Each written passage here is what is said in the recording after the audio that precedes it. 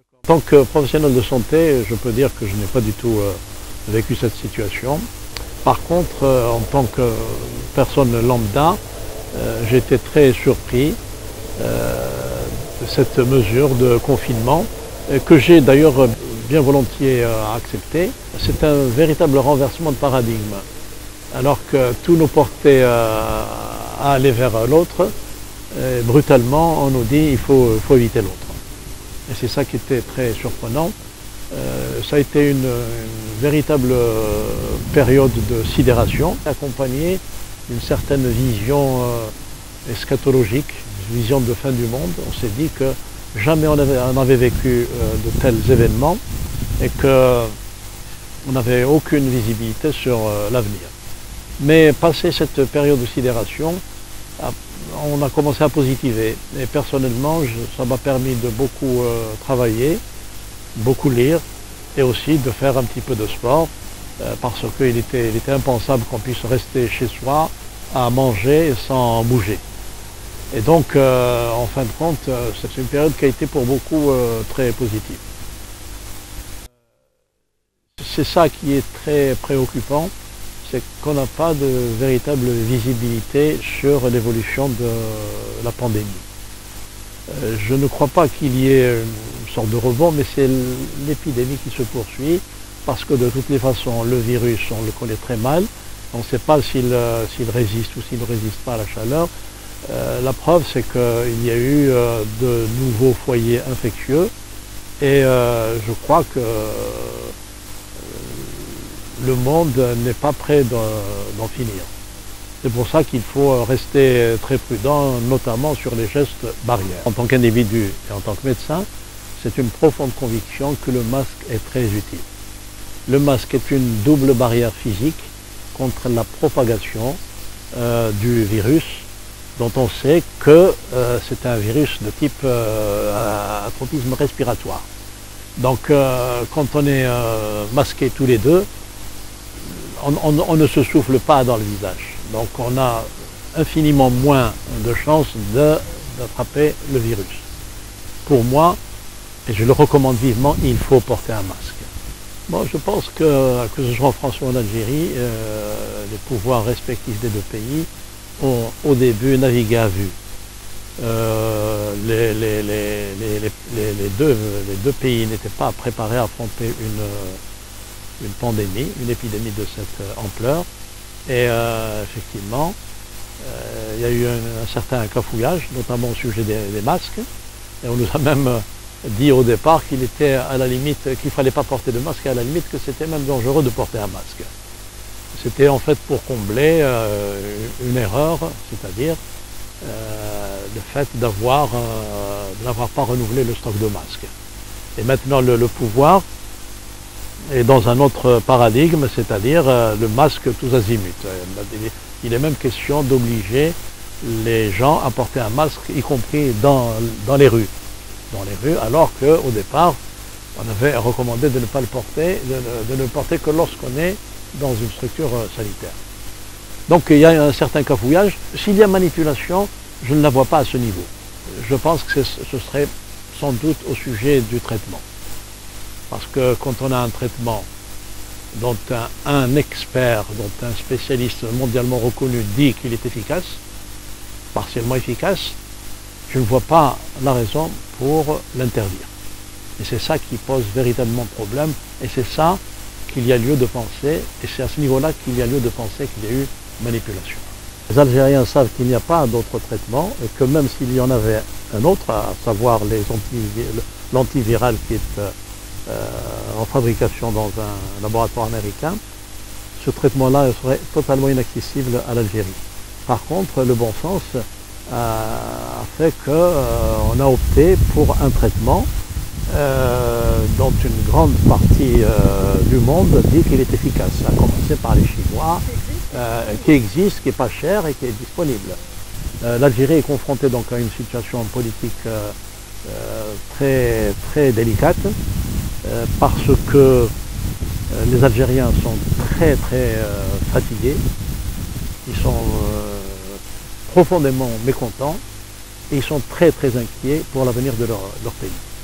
Donc ça, c'est très difficile de reprendre la situation en main.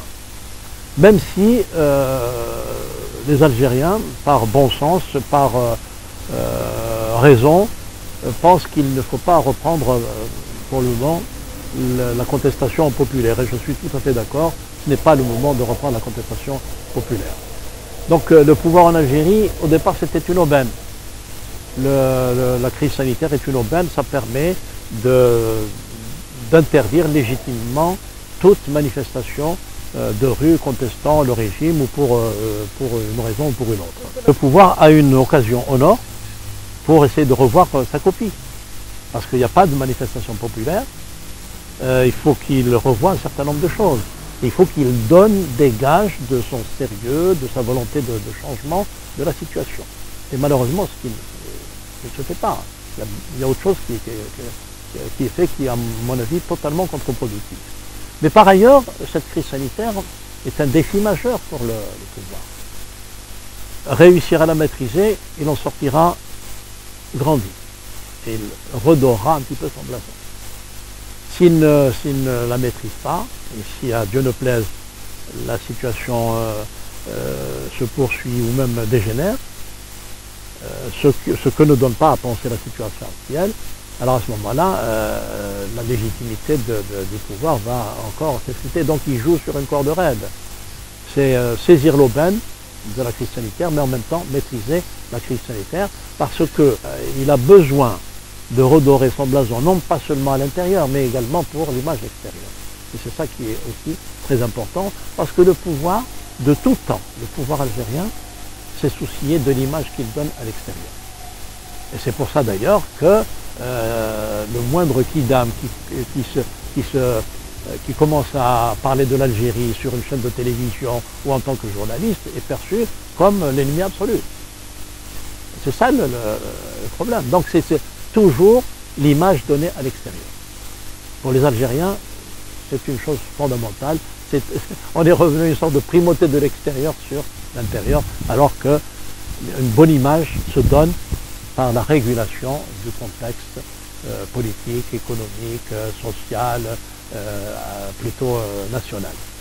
Je suis sur les bords d'un lac en France et je ne veux pas avoir l'impression de donner des leçons à partir d'ici. Ce qui me préoccupe, c'est l'avenir de mon pays. J'aime ce pays et personne ne peut m'interdire d'aimer ce pays et de dire ce que j'en pense, où que je sois. J'aurais été en Algérie, j'aurais pensé et dit la même chose. Ce que nous disons ici, c'est dans l'intérêt de notre pays et de notre peuple. Parler de l'armée, c'est une question extrêmement délicate. On sait que l'armée s'est imposée comme le cœur du pouvoir en Algérie depuis l'époque des maquis. Et le système algérien, système de pouvoir à l'algérienne, c'est précisément la prééminence de l'armée dans le système. Et on a déjà suffisamment discuté de ça. Et sa volonté de désigner tous ceux qui sont habilités à aller au pouvoir. Je suis de ceux qui pensent qu'il ne faut pas chipoter sur les budgets accordés à l'armée. Par contre, il faut qu'on revienne à la raison politique, c'est-à-dire que ce soit le pouvoir politique qui, en dernier ressort, prime. Et pour que le pouvoir politique prime, il faut qu'il soit issu de la souveraineté populaire, c'est-à-dire c'est la volonté populaire qui doit décider de qui ira au pouvoir ou qui n'ira pas. Or, ce n'est pas le cas actuellement. Maintenant, il reste deux choses, j'allais dire deux stocks qui sont inépuisables pour la légitimité, que ce soit dans les partis politiques ou dans le pouvoir lui-même. C'est la religion et la mémoire. Il n'y a plus de légitimité sécuritaire parce que la sécurité, en tout cas interne, est pratiquement revenue. Il n'y a plus de légitimité historique. Il n'y a plus de l'époque de l'ancien président de légitimité par l'encanaillement généralisé de la société, la distribution de prébendes et de prêts, etc. Et il n'y a plus de légitimité charismatique telle que Bouteflika l'avait portée. Bouteflika ne s'est jamais prévalu de la légitimité révolutionnaire, c'était la légitimité charismatique. Donc toutes ces légitimités-là sont mises à bas. Il nous reste deux fonds inépuisables, c'est la mémoire et la religion. Je ne suis pas du tout opposé à la religion, même si elle n'existait pas, il faudrait l'inventer parce que c'est une façon de réguler la société, l'individu, etc. Mais le trop-plein de religion est nuisible. Il y a une massification de la religion, il y a une sorte d'hallucination collective. Et ça, c'est pas bon pour le pays. Notre pays est confronté à des défis majeurs. J'évoquais tout à l'heure une crise sanitaire dont on n'a pas la visibilité. Une situation économique extrêmement précaire. Parce qu'il y a une crise mondiale, les richesses du pays sont en train de fondre. Donc crise économique, crise sanitaire, la crise politique. Il y a une perte de confiance totale des gouvernés vis-à-vis de leurs gouvernants. Emprisonner un jeune journaliste talentueux, amoureux de son pays comme Khaled Darami, c'est la pire des choses qu'il fallait faire. Retomber dans ces pratiques marginales, c'est incroyable. C'est incroyable. On n'avait pas besoin de ça. Le pays a besoin de se mobiliser pour des tâches plus importantes et plus urgentes. Le congrès de la Soumam, c'était une doctrine, une vision et une opération de séduction de l'opinion publique internationale. Elle a également mis sur orbite la révolution et structuré les organes politiques et les organes militaires, qui sont restés d'ailleurs tels quels jusqu'à l'indépendance. Alors, ce congrès a été sous-tendu par deux principes majeurs, la primauté de l'intérieur, je le rappelais tout à l'heure, et la primauté du politique sur le militaire. Ce qui a posé problème déjà à l'époque, c'est la primauté du politique sur le militaire, parce que notamment les factions aurétiennes n'ont pas accepté, parce qu'elles étaient surarmées, n'ont pas accepté que des politiques puissent avoir le dernier mot concernant l'avenir de la révolution. Et ça a continué comme ça. Ces primautés ont été mises à bas au congrès, à la session du CNRA du Caire en août 1957, et depuis se sont imposés des clans et des coteries militaires pour se disputer le pouvoir et pour l'hégémonie. Et ça continue encore aujourd'hui. L'une des manifestations majeures de la prééminence du militaire, c'est le coup de force de 1962, l'armée des frontières qui arrive et qui prend le pouvoir en évinçant le GPRA. Et ça, nous a toujours dit que c'est en vertu de la légitimité révolutionnaire. Or, les Algériens, très dociles, certes un peu indisciplinés, parfois mécontents, mais qui restent quand même très dociles, ils ont accepté tout ça. Et depuis le 22 février, ils ont changé de vision. Les Algériens se sont dit, pourquoi ne pas puiser nous-mêmes les principes qui vont mener le pays vers un avenir démocratique. Et c'est comme ça qu'ils se sont réappropriés la primauté du politique sur le militaire et l'état civil et non militaire.